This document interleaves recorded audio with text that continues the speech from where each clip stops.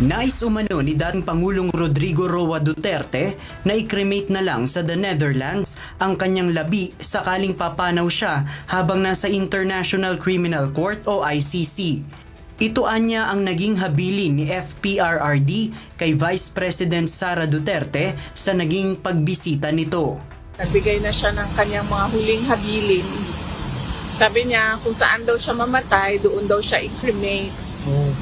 Okay, so sabi niya sabi niya kung mamatay daw siya dito sa Netherlands, wag na daw iuwi yung kanyang katawan sa Pilipinas. Ipa-cremate lang daw siya dito, yung ashes na lang daw yung iuwi.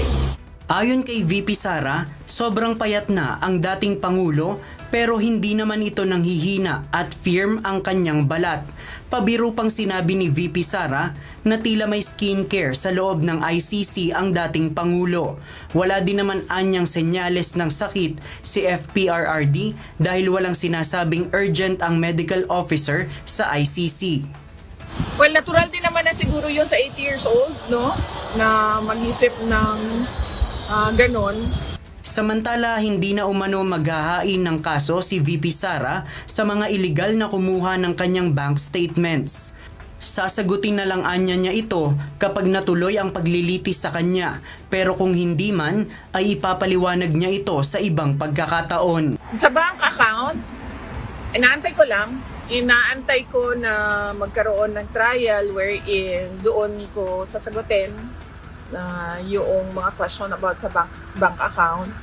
Binanggit din ng pangalawang Pangulo na maaaring hindi pa siya makauwi sa bansa pagkatapos ng ika-4 na State of the Nation Address ni Pangulong Ferdinand Bongbong Marcos Jr. na nakatakda sa July 28. Nakahanda naman anya ang kanyang abogado at mga saksi para humarap at magpresenta ng mga ebidensya sa gagawing paglilitis ng impeachment court. Marami kaming mga solid legal arguments kung bakit dapat i-dismiss itong impeachment complaint. JP Nunez, UNTV, News and Rescue. Diyos ang aming sandigan, serbisyo publiko ang aming pinahahalagahan.